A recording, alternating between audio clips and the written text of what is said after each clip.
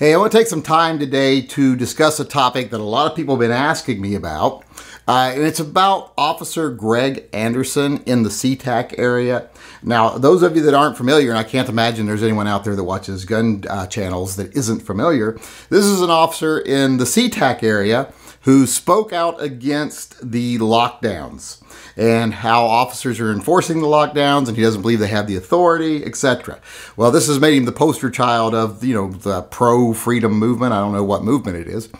And people are asking me, well, you're in his area, what do you think? You're in his area, what do you think? What about what's going on? Blah, blah, blah. Well, I can't answer that because I don't know this guy. I can't really speak to him. I can't say anything about him. I can only say the things that are common knowledge about him. He's an officer in the SeaTac area. He owns a couple of homes in Washington State. He's got 3 children. He owns a jiu-jitsu studio. He's a former Army Ranger. There's a positive right there. Well, none of them are negatives, but I'm just saying the common knowledge things. But that's a really big positive. His police chief says he's a good officer and an exceptional American. And, I agree with that too. Former Army Ranger. So that's really all I can say about him. I don't really know him. I would welcome the chance to get to speak to him if he wants to come on one of my chats, or hell, I'll even go up there if he wants to do an interview. I would love to do an interview with him because I don't really know anything about him. I do know a couple of things, though, that, bother me a little bit about the whole how people are so quick to jump on bandwagons. It seems like all the gun channels are jumping on the bandwagon and like, woohoo, this guy's a hero and let's do it, blah, blah, blah. And I think it's just an example of how too many gun channels are about, let's jump on the bandwagon, let's raise some money, that kind of stuff, and that's all they do. But that aside, that's got nothing to do with him. That's got to do with gun channels, and how so many people in the gun community are always looking for a hero instead of actually just getting out there and doing something themselves. But that's a completely different video right there also. The only thing I can say is people ask me, well, what do you think about what he did? What do you think about what he did? Well, I have no problem with what he did. I do know that any police officer knows you don't make a political video in uniform, in your squad car, on the clock, unless you're looking for trouble with your department, because that is something that is very ingrained into you from day one, that you do not do things like that. So he knew what he was doing was going to get him in trouble. So a lot of people will say, well, that's even more for him, because he knew it was going to get him in trouble and he stood up anyway. But here's the thing I have a problem with glorifying a SeaTac cop. I've never seen him stand up when SeaTac is enforcing draconian anti-gun laws like 1639. I've never seen him stand up when they're doing, no warrant searches. I've never seen him stand up against anything anti-Second Amendment or anti-freedom before. And he's been a cop there for a while, so he's had plenty of opportunity, because I am very familiar with SeaTac and with their law enforcement department, and it is draconian when it comes to the Second Amendment. So apparently he had no problem with any of that, because I haven't seen him ever say anything negative about that. So you might say, well, then why is he so pro-freedom about this? Well, I think it's not hard to say that I don't think that no one thinks the government has a right to do this. So I agree with him 100%. Now, do you have to say for motivation? Well, he owns a jiu-jitsu studio.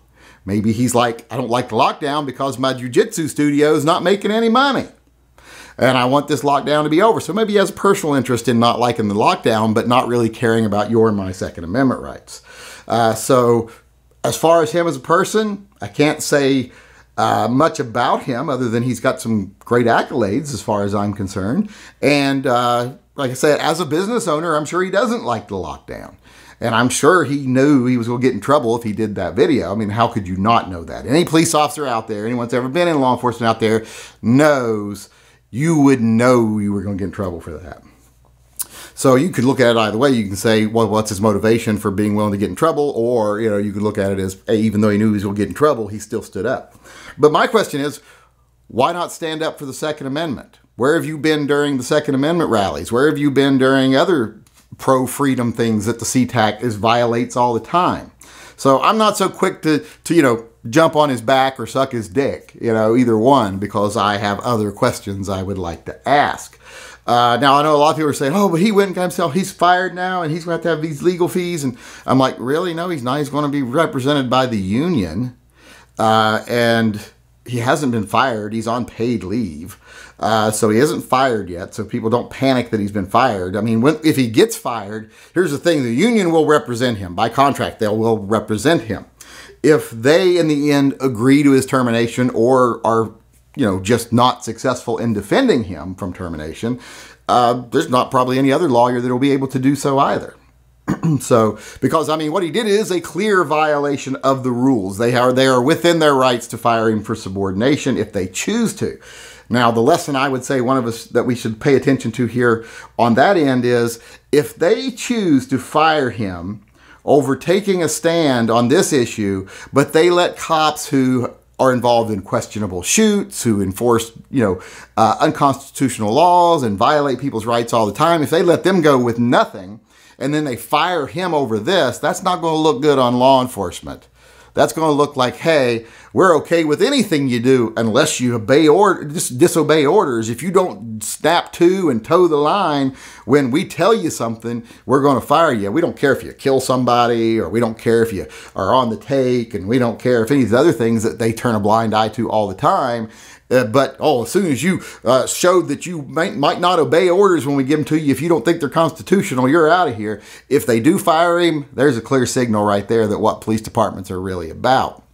So that's the lesson I'm looking at right here. And that's the thing that's standing out the most to me in this case, is how the police department is more than willing to signal that they might get rid of somebody over this. If you live in this area, you know some really shady shit has happened at SeaTac. And some officers there's some really shady officers at SeaTac.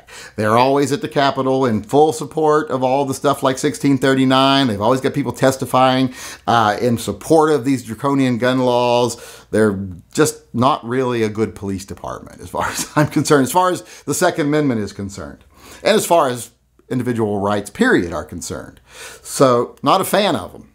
And as far as I know, he's been a willing participant in all of that until maybe it affected his own business. I don't know. But like I said, more than willing to speak to him and hear his side of the story, or have him contradict anything I've said. If anything I've said is wrong, I'm more than willing to give him equal time on my channel to contradict me and call me an asshole or an idiot.